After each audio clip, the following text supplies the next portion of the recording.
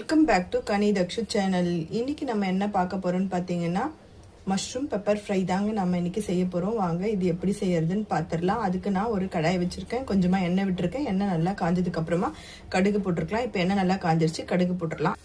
கடுகு இப்போ நல்லா பொரிஞ்சிருச்சு. நம்ம கொஞ்சமா சோம்பு, பட்டை, லவங்கம் போட்டுக்கலாம். இது கலர் சேஞ்ச் ஆனதுக்கு அப்புறமா இப்போ நான் நீல வாக்கில் கட் பண்ணி வச்சுருக்கேன் ஆனியனை சேர்த்துக்கிறேன்.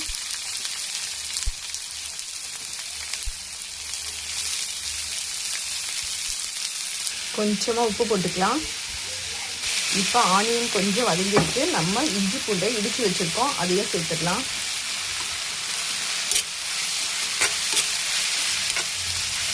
இஞ்சி பூண்டோட ஸ்மெல்லும் போயிடும், நமக்கு ஆனியனும் நல்லா வதங்கிடும். நல்லா வதக்கிக்கலாம் ஆனியனை. இப்போ வெங்காயம் பார்த்தீங்கன்னா கொஞ்சம் நல்லா வதங்கிடுச்சு. நம்ம தக்காளி சேர்த்துக்கலாம். ரொம்ப கஷ்டப்பட்டு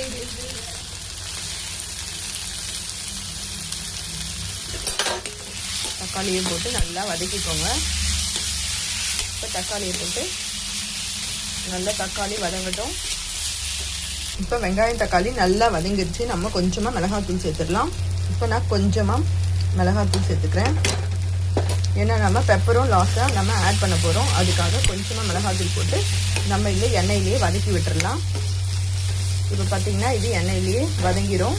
இதுக்கப்புறம் நம்ம கட் பண்ணி வாஷ் பண்ணி வச்சுருக்கிற மஷ்ரூமை போட்டுக்கலாம். மஷ்ரூமை போட்டு நல்லா வதக்கி எடுத்துடலாம். இப்போ நம்ம மஷ்ரூமை நல்லா வதக்கி விட்டாச்சு. இப்போ தேவையான அளவுக்கு நம்ம தண்ணியை ஆட் பண்ணிக்கலாம்.